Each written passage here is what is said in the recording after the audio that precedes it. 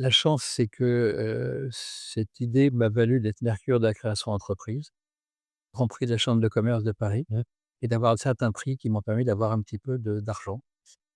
Parce Et une qu'effectivement, le bonheur visibilité de aussi. la visibilité, c'est l'argent et comme je venais du monde de l'assurance et qu'il y avait de la micro-informatique qui commençait à arriver, on a développé avec mon équipe d'informaticiens des petits calculateurs de retraite, calcul retraite, prévoyance, Mmh. succession, approche patrimoniale et en accord avec Francis Lefebvre, le groupe Francis Lefebvre, des calculs d'impôts.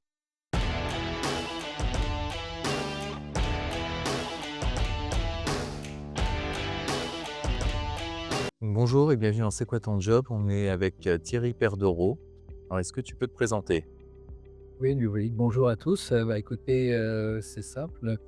Thierry Perdereau, je suis effectivement, chef d'entreprise depuis maintenant presque 45 ans.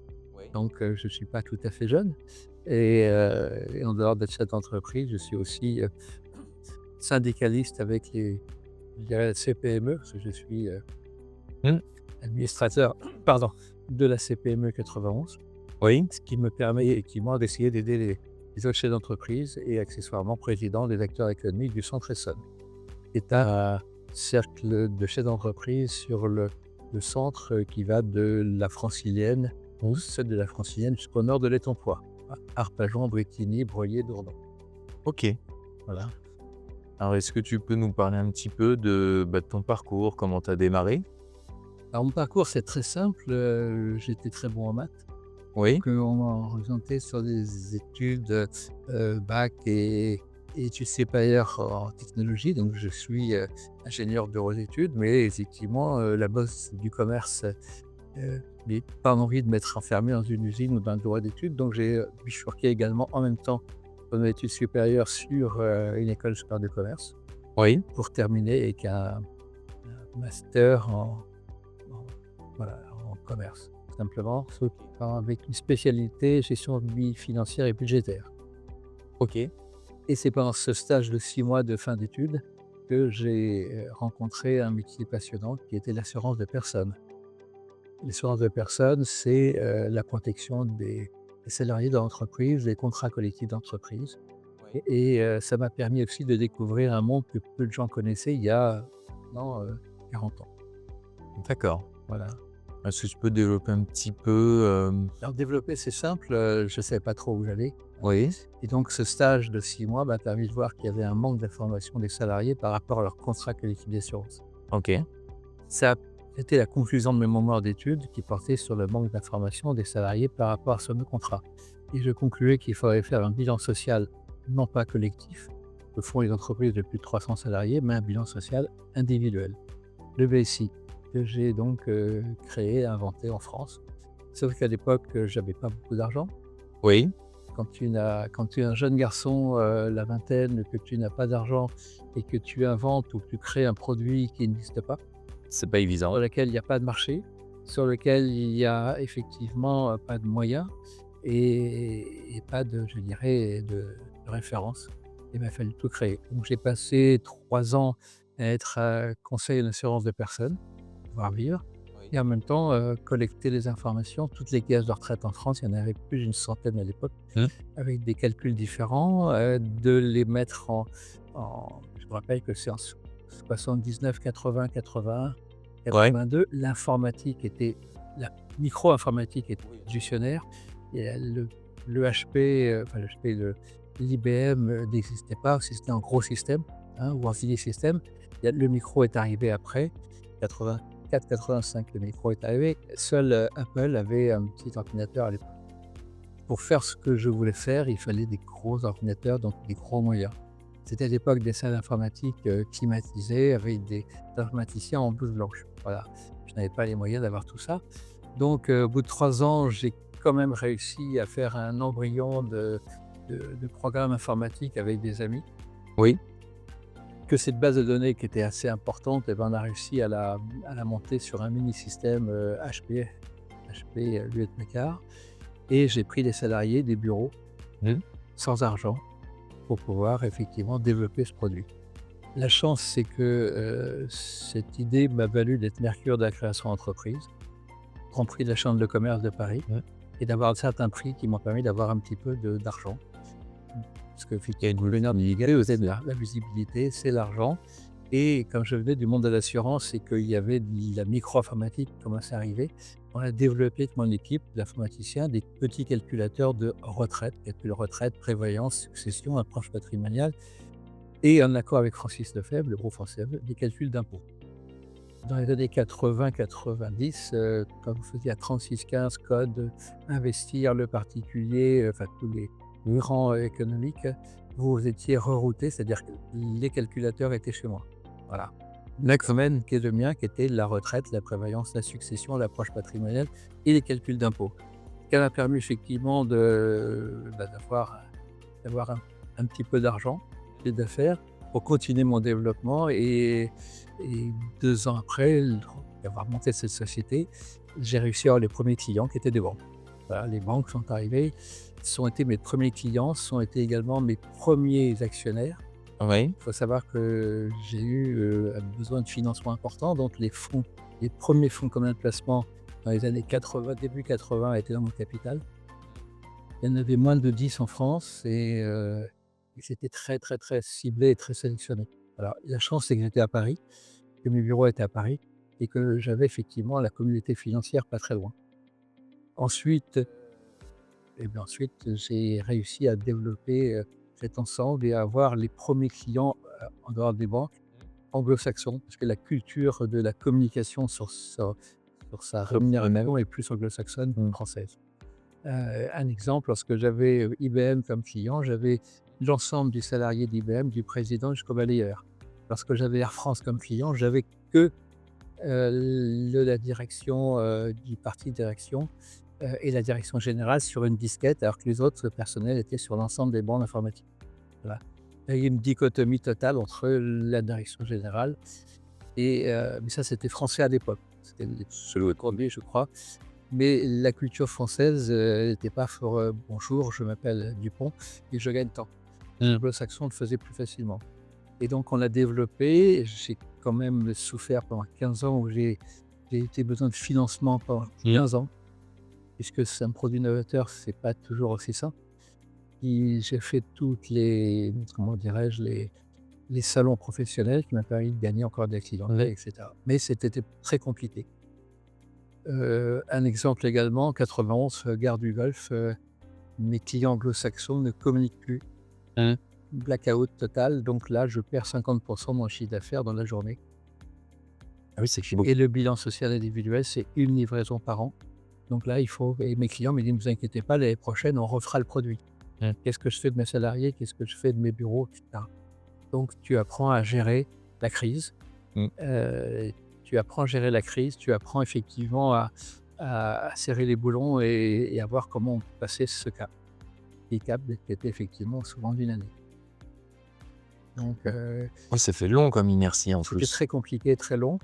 J'ai eu cette chance donc de côtoyer effectivement les directions générales et des RH des grands groupes. Ouais. Il y a plus de 1000 salariés, donc le CAC 40 essentiellement et les sociétés importantes, avec des anecdotes extraordinaires du style, vendredi soir, on faisait une maquette et le lundi, il fallait que monsieur Francis Bouygues ait sur son bureau à 8 h la maquette qu'on avait faite. Sauf qu'il fallait passer le week-end pour le faire. Donc mes salariés ont passé les week-ends. C'est effectivement, livrer un client qui vous dit: «Beh, votre concept, il est bien, mais moi je veux telle ou telle procédure» et sur laquelle, on apprend aussi avec le client. Hein, c'était entre autres des visiteurs médicaux qui effectivement, n'avaient pas de point fixe puisque c'était leur voiture et il fallait qualifier la voiture, il fallait qualifier le coût de la voiture également. Donc le bilan social individuel qui est un produit aujourd'hui qui est très connu et reconnu puisque, je crois qu'il y a plusieurs, millions de salariés qui en bénéficient. Ils ne savent pas que c'est un petit garçon, enfin petit garçon, tout est relatif, que c'est un jeune français, c'est important, qui a galéré pendant des années pour mettre ça au point et le développer en France parce que je l'ai fait pendant 25 ans. Voilà. Ensuite, écoutez, l'an 2000 est arrivé. J'étais un petit peu, sur une recherche d'un second souffle et là, j'ai cédé toute la partie logicielle à un groupe informatique. Voilà. Ouais. Tous les calculs, et cetera et j'ai gardé la branche bilan social individuel. que j'ai cédé après à un de mes clients qui s'appelait Adecco. Adecco, à l'époque, était leader mondial des ressources humaines et le président m'a demandé de rester avec eux et m'a offert ce joli poste de vice-président d'une partie de la branche conseil du groupe. Voilà. La branche conseil du groupe, à l'époque, c'était 1 500 collaborateurs et ça me représentait à peine 5 du chiffre d'affaires du groupe Adecco de l'époque. Ah oui, quand même. Et 1 500 collaborateurs avec des Mmh. rémunérations extraordinaires. C'est des consultants de très haut niveau.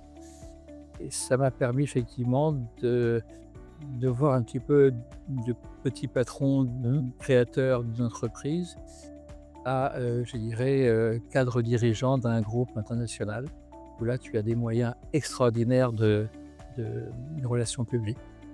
On avait, table ouverte dans certains hôtels, restaurants.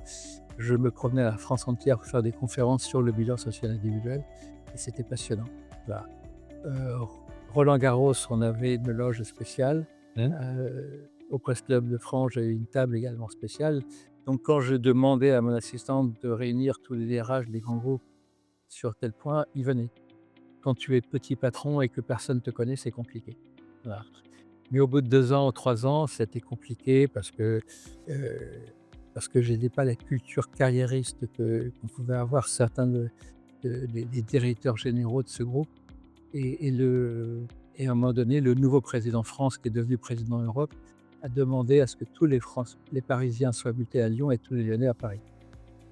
Moi, je lui ai dit, histoire de repousser un peu le groupe, moi je lui ai dit: «Écoute, ça m'intéresse pas, nous sommes séparés». Et c'est à ce moment-là, alors à l'époque j'étais au MEDEF, naturellement, des Mmh. groupes c'est le MEDEF, les grands groupes c'est la clientèle au MEDEF. Je suis arrivé en Essonne et en Essonne, j'ai découvert la CPME, qui à l'époque avait un point G, c'était le CGPME, qui est un syndicalisme patronal pour les structures à taille humaine.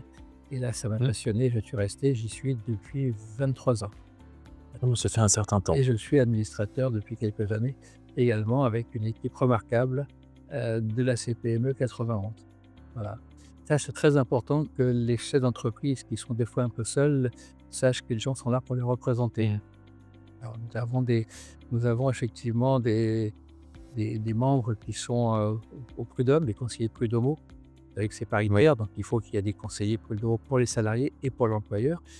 Nous avons effectivement dans tous les organismes, qui sont la CPM, et cetera, des conseillers Qui sont présents. paritaires. Voilà. J'encourage d'ailleurs chacun, ça ne coûte pas très, très cher, d'adhérer à ce style, de syndicat professionnel. Voilà, il y a la CAPEB pour le bâtiment, la FEB également, il y a le Mmh. MEDEF pour ceux qui se sentent un peu plus gros et qui ont envie de faire des choses. La CPME était vraiment à taille humaine et ça m'avait beaucoup plu. Voilà. Il y a quelques années aussi, ayant un peu plus de temps, j'avais été voir mes élus locaux en leur disant: «Bah, je vais vous aider à fédérer des entreprises locales». Et donc on m'a dit: «Oui», avec un petit sourire et derrière, c'est rien passé. Donc j'ai pris mon bâton de maréchal et j'ai monté cette association d'acteurs économiques sur le centre Essonne. J'ai toujours revendiqué qu'il y a un centre, il y a le Nord-Essonne, au nord de la Francilienne, il y a le Sud Essonne, donc les Tempois, et cetera, voire le Dourdanais et le centre qui est Arpajon, Brétigny, Darby, Broglie, était souvent peu représenté. Or c'est un centre historiquement intéressant puisqu'il fait la liaison entre la ville d'un côté et la campagne de l'autre.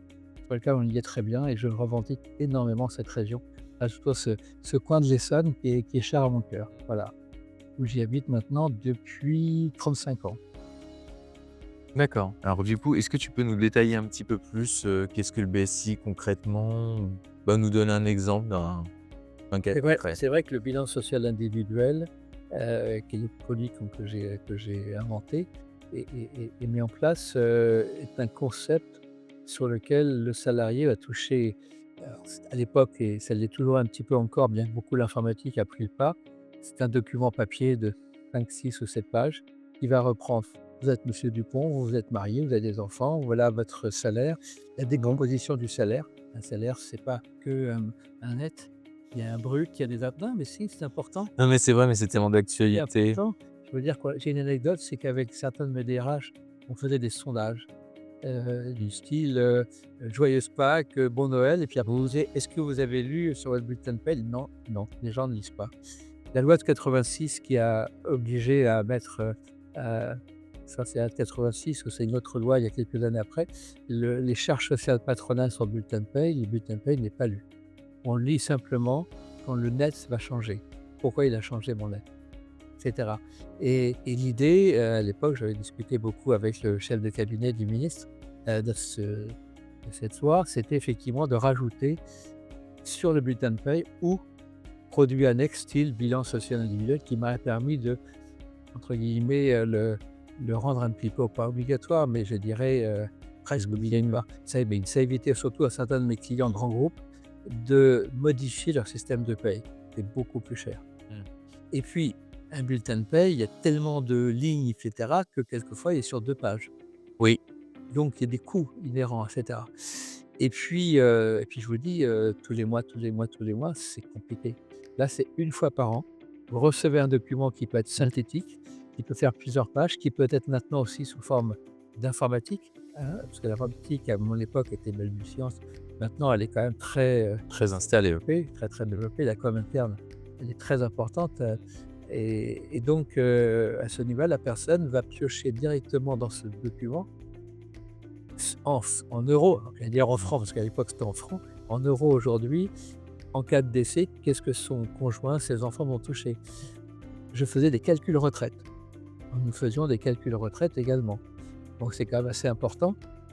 C'est pour pouvoir faire des calculs retraite avec des projections, il fallait avoir des calculateurs très fiables et surtout des données fiables. On remettait à jour tous les 6 mois. Tous les 6 mois, tous les 6 mois. Aujourd'hui, c'est beaucoup plus simple, hein. L'Arcolagir, à l'époque, il y avait énormément de caisses différentes avec des modes de calcul différents. OK? Nous avons, et alors on limitait également ces projections pour les gens qui avaient plus de 40 ans. La jeune secrétaire de 25 ans, lui calculait sa retraite à 40 ans après, ça sert à rien. Voilà, ça sert à rien. Et ça permettait aux gens surtout de se préparer en se disant: «Ah, je ne vais avoir que ça. Si j'ai pas assez, je vais mettre un complément». Et aujourd'hui, je peux vous dire, Parce que c'est on y fait quand important. même. Ah bah, Vous complètement. avez intérêt à mettre, vous les jeunes, un peu plus d'argent de côté. Oui. Voilà, Et donc où est le placer? et à le placer. Après, il y avait des techniques métiers. Il y a des métiers où effectivement, les visiteurs médicaux, quand je vous parlais, qui étaient très souvent à l'extérieur, qui bénéficiaient d'une voiture, Mmh. c'est un avantage. OK? Il y Oui. avait des formations spécifiques, il y avait, et donc il fallait mettre. Et puis pour certains de nos clients, ils avaient aussi un absentéisme chronique. Comment allez-vous passer le message auprès de vos salariés sur l'absentéisme sans que ce soit, je dirais, mal perçu ou mal vu? Englobé dans un bilan social individuel, il y a du pour, Ouais. il y a du moins bon, si vous voulez. Effectivement, on apprend Oui. d'être, régulièrement tous les 1 du mois, souffrant ou malade ou absent. Voilà. Et là, la personne va prendre conscience qu'effectivement, cumulé sur une année, ça fait beaucoup. Donc on travaillait aussi, et en gardant le secret naturellement médical, avec les mutuelles, mais avec je vous dis, avec des limites sur le secret médical également, donc il fallait faire attention. Donc c'était un regroupement de fichiers du personnel, fichiers des caisses de retraite pour l'époque, fichiers d'éventuellement gérer des absences ou des compteurs autres, voilà. Et nous, on mettrait ça en trait d'union. Le BSI, c'est une locomotive avec des wagons, et chaque entreprise, en fonction de son métier, peut faire, des wagons X ou Y. Donc on a beaucoup évolué avec nos clients. D'accord, OK. Et nous étions le sous-traitant de la DRH. C'est toujours le BSI aux couleurs de l'entreprise, au format de l'entreprise. Il y a des formats carrés. J'ai eu des formats, un peu livres reliés. J'ai eu plein de choses. Ça dépend les moyens qu'ils voulaient mettre à l'époque. Et le DRH, c'était très important, c'était aussi son produit d'appel. N'oubliez pas qu'à l'époque, la communication, la com interne n'existait Mmh. pratiquement pas il y a 40 ans. C'était dans le balbutiement. Ils avaient très peu d'argent. Donc on se battait avec quelques centimes, c'était pas simple du tout. OK? Et avec des charges en plus Et avec des pour charges, parce avancer. qu'un informaticien coûte très cher. L'informatique coûte très cher, c'est à l'époque où effectivement, on arrivait quelquefois à me débaucher parce que je prenais beaucoup de jeunes que je formais avec un double métier informatique et régimes sociaux et paye. Et quelquefois, au bout de quelques années, je me faisais débaucher mes salariés parce que les très grosses SS2I de l'époque, Oui, il y avait les ça allait. payés. Et avaient des moyens, puisque de toute façon, ils le remettaient dans le circuit avec une marge importante. Voilà. C'était très, très, très compliqué. Ça a été 25 ans de ma vie, 25 ans difficiles, 15 ans, donc 15 ans de difficultés, heu, pour trouver de l'argent, pour trouver des salariés qui tiennent la route, et j'ai eu la chance d'avoir un produit tellement que je vendais certainement bien, parce que mes salariés ont fait des fois 20 ans avec moi, 20-22 ans, que j'ai laissé quand j'ai vendu les fonds de commerce et que je suis passé chez Adecco. Les salariés sont venus avec moi, avec le produit, mais que j'ai abandonné 2-3 ans après. C'était un peu mon drame personnel. Voilà. C'est pour ça que j'ai rebondi très vite Mmh. en relançant des associations, parce qu'aujourd'hui 80 de mon temps est du bénévolat. Voilà. Je suis toujours, parce que vous êtes là aussi, parce que je suis président de TPSAS. Ah oui. TPSAS qui était ma holding, puisque beaucoup d'entreprises ou de banques ne voulaient pas à l'époque rentrer sur une petite structure qui était une SRL, FBI, France Bill Informatique Oui. était une SRL, et donc on avait créé une holding SA pour qu'ils puissent rentrer à l'intérieur. Puis après la SARL est devenue SA, et la SA holding elle s'est un peu écartée, puis a pris l'immobilier. Et donc, au bout de 25 ans, j'ai gardé l'immobilier que j'ai développé pendant 20 ans. Ouais, ça fait 20 ans maintenant que je développe cet immobilier sur lequel j'ai effectivement une très grosse partie bureau. Oui, c'est ça, parce que alors toi, tu as l'immobilier, mais beaucoup en entreprise. Ça, c'est pas du particulier, du locatif, J'ai une très grosse partie bureau, où je suis aujourd'hui dans cette salle de réunion, oui. mais j'ai aussi des immeubles, d'habitation et de boutiques de commerce sur Arpajon. Voilà. Puisque je suis arpajonais et que je revendique cette magnifique ville, qu'il faut développer de l'économique, c'est important. Voilà. Heu et là, je me suis aperçu qu'effectivement, c'est un autre métier. C'est passionnant aussi, mais j'ai toujours au fond de moi la nostalgie de mes ressources humaines, de ma communication sociale, de mes rencontres avec les directeurs généraux de grands groupes et des RH. Voilà. Pour la petite histoire, lorsque j'ai quitté Adecco, j'ai eu les chasseurs de tête qui sont passés en me disant: «Sferdero, on sait que vous voulez». J'avais 45 ans à l'époque, Oui. 40, oui 46, 45-46, et ils me disaient: «Mais restez, on vous propose telle ou telle chose». Je ne voulais plus aller à Paris, je ne voulais plus faire ça. J'avais les moyens de rester chez moi au bord de ma piscine, mais ça m'a un peu ennuyé. D'où repartir. Aujourd'hui, bah, je fais donc 80 de bénévolat en dehors de ma société TPSAS qui gère de l'immobilier de bureau. Oui. À grosso modo 70 c'est des immobiliers de bureau, à 25 les boutiques, et enfin 20 les boutiques et 10 l'immobilier d'habitation. Voilà. Et puis, bah, le syndicalisme avec la CPME, les acteurs économiques locaux également, qui n'a rien à voir avec un BNI, hein. Le BNI, c'est assez lourd, c'est compliqué, ça coûte de l'argent. Moi, c'est une fois par mois, une rencontre, avec des institutionnels, une visite d'entreprise. L'année dernière, j'aurais fait visiter Amazon d'une façon Oui. privée. Ils ont eu, il y a quelques années, des crash tests chez Renault à Lardy. Vous voyez, c'est des choses que pas d'entreprise ne pourrait faire seule, et sur lesquelles, la cotisation de cette association est de 60 € à l'année.